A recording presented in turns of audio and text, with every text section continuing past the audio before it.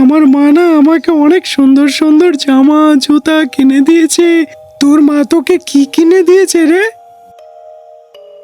ওকে আবার ওর মা কি কিনে দেবে রে?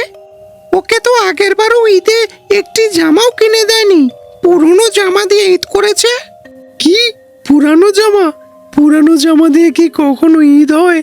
আমার মা সব সময় আমাকে ঈদের নতুন জামা কিনে দেয়, এমনকি অনেক অনেকগুলি। আমাকেও ঈদের জামা কিনে দেয়, কিন্তু আগের বার আমার মায়ের কাছে কোনো টাকা ছিল না, তাই তো আমার মা আমাকে জামা কিনে দিতে পারেনি। তাই আমি পুরনো জামা দিয়ে ঈদ করেছি। কিন্তু এবার আমি আমার মাকে বলবো আমাকে নতুন জামা কিনে দেওয়ার জন্য। তারপর সেই নতুন জামা পরে আমি তোদের সাথে ঈদ করব। তাই নাকি রে আরিফ? আগের বারও তো তুই বলেছিলি তোর মা তোকে নতুন জামা কিনে দেবে, কই কিনে দিল না তো? তুই তো সেই পুরনো জামা নিয়ে ঈদ করলি। শোন আরিফ, তোকে আমি বলে দিচ্ছি, তুই যদি এবার নতুন জামা না কিনিস তাহলে তোকে আমরা আমাদের সাথে ঘুরতে নেব না। বন্ধুদের এমন কথা শুনে আরিফ মন খারাপ করে বাড়ি চলে আসে।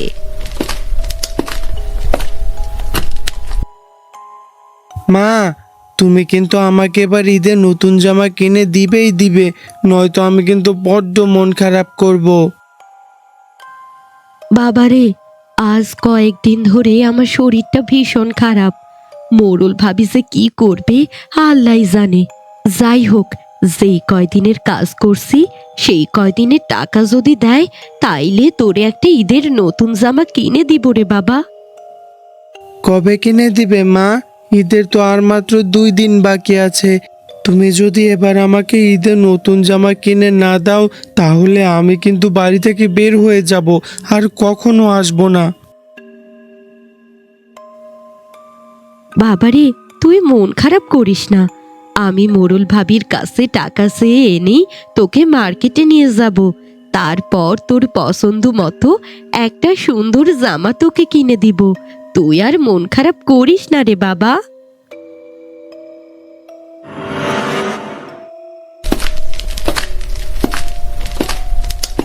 ভাবি, যত কাজ ছিল সব কাজ আমি শেষ কইরা দিছি। তা কইতাছে কি ভাবি, আমি যে কয়দিন কাজ করছি সেই কয়দিনের টাকাটা কি আইসকে দেওন যাইব? আগে যে কয়দিন কাজ করছি সেই টাকাটা যদি দিতেন তাইলে আমার ছেলের জন্য একটা নতুন ঈদের জামা কিনতাম। ঈদের যে আর মাত্র 2 দিন আছে ভাবি, ছেলেটা বড় জিদ করতেছে একটা নতুন ঈদের জামা কেনার জন্য। তাই টাকাটা যদি দিতেন অনেক উপকার হইতো ভাবি।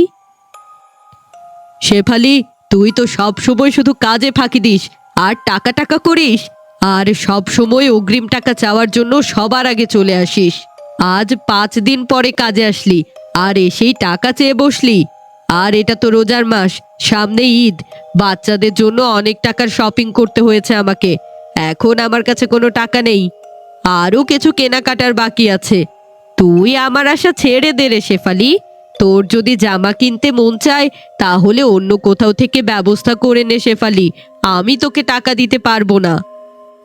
ভাবি, আপনি তো অনেক টাকার শপিং করছেন, আমি তো আপনার কাছে মাত্র কিছু টাকা চেয়েছি। আমি তো শুধু আপনার কাছে অল্প টাকা চাই আমার ছেলেটার জন্য জামা কেনার জন্য। এই টাকাটাও কি আপনি দিতে পারবেন না ভাবি? দয়া করে আমারে কিছু টাকা দেন ভাবি। এত বেশি কথা বাড়াস কেন তুই?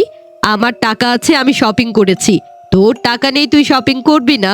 এত শখ কেন শপিং করার? গরিবের আবার কিসের শখ, কিসের আহ্লাদ? যদি টাকা না থাকে তাহলে তুই শপিং করবি না? যা শেফালি, অন্য কোথাও থেকে টাকার ব্যবস্থা কর। ভাবি, আমি তো এমনি এমনি আপনার কাছে টাকা চাইনি, আমি তো আমার কাজের টাকাই আপনার কাছে চেয়েছি। দিন না ভাবি আমাকে আমার কাজের টাকাটা। বললাম তো শেফালি, আমার হাতে এখন টাকা নেই, সব টাকা শপিং করে শেষ হয়ে গেছে। আমি এখন তোকে কোনো টাকা দিতে পারবো না।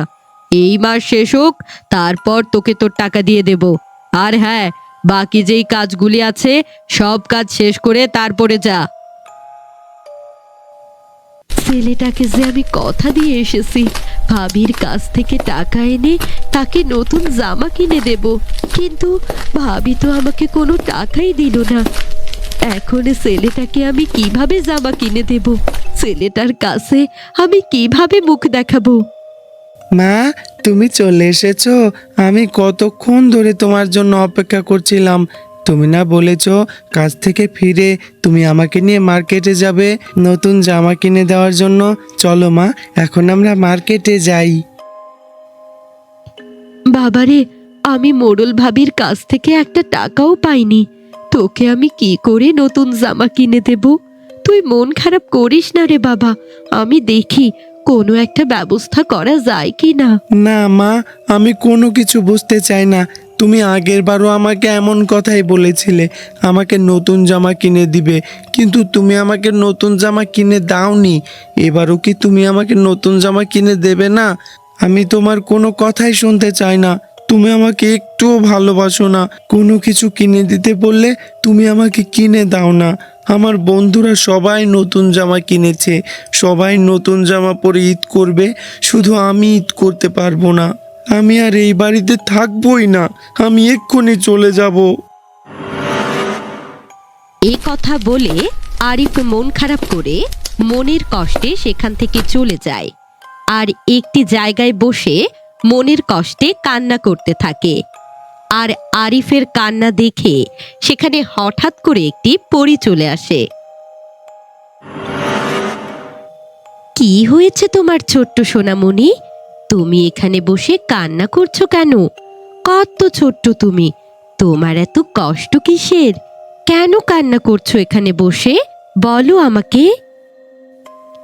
এরপর আরিফ পরীকে সব ঘটনা খুলে বলে।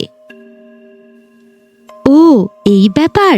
তুমি মন খারাপ করো না, এই ফুলটা তুমি নাও এবং এটা তোমার বাড়িতে যে আম গাছ আছে তার নিচে রেখে দিও। তারপর দেখবে তোমার মনের ইচ্ছা পূরণ হয়ে যাবে, তোমার যত কষ্ট আছে সব দূর হয়ে যাবে। আরিফ পরীর কথা মতো ফুলটা আম গাছের গোড়ায় রাখে আর আশ্চর্যজনকভাবে আম গাছে অনেক সুন্দর সুন্দর ঈদের জামা চলে আসে।